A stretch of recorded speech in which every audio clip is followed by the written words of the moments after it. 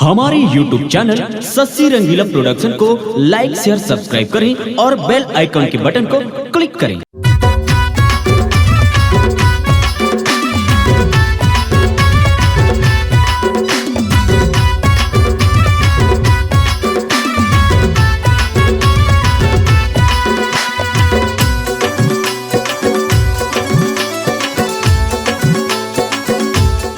प्यार करे कि ये सब तरीका तो पुराना हो गया, कुछ नया करके दिखा तब मानूं।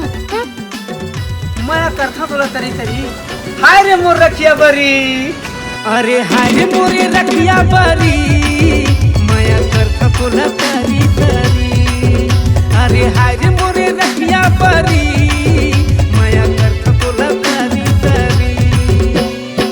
ताई के तो मैं हां दुलरुआ, ताई के तो मैं हां दुलरुआ, पापा की तय हां परी परी परी। अरे हाय रे मोरे नरगा परी, मया होगे मोला तरी तरी।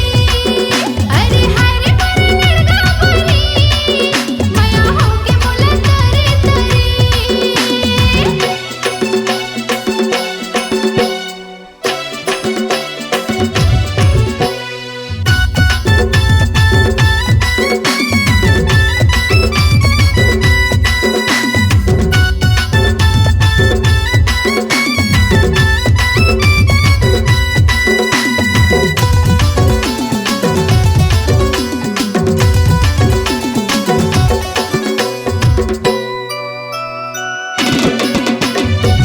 लागे जन्नत के हूर परी तै जादू वैसी चलाए, हंसी में मोर छाती छोलागे, मन बगिया खिल जाए।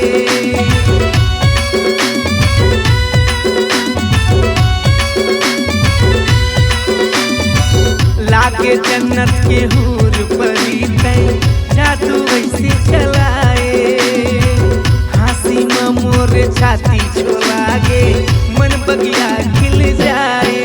ताई के तो मैं हां दुलरुआ, ताई के तो मैं हां दुलरुआ, पापा के तय हां परी परी परी। अरे हाय रे मोरे नरगा परी, मया होगे मोला तरी तरी। अरे हाय रे मोरे रखिया बरी, मैं करता बोला तरी तरी।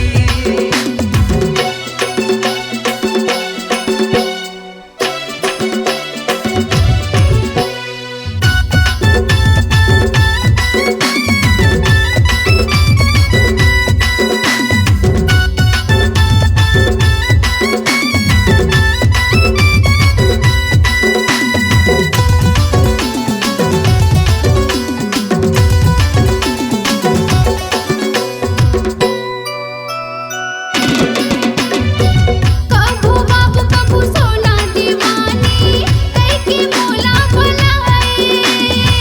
मन मोहना तोरे चेहरा दीवाना, छाती में मोर समाए।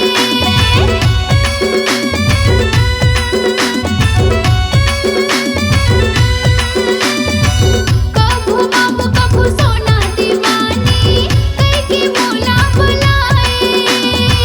मन मोहना तोरे चेहरा दीवाना, छाती में मोर समाए।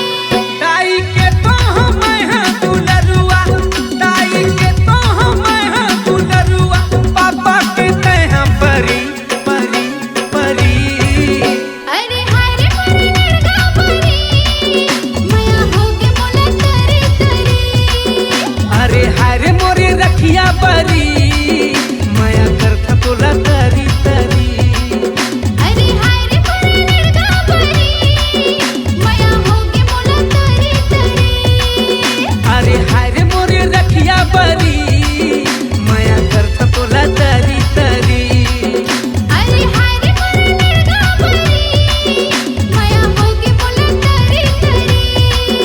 मैं करता बोला तरी तरी, वो मया होगे मोला तरी तरी। मैं करता बोला तरी तरी, वो मया होगे मोला तरी तरी। उभरते हुए कलाकारों को दे रही है नाम आप भी दीजिए अपनी आवाजों को पहचान। चले आइए Shashi Rangila production high digital audio video recording studio Manki Mungeli.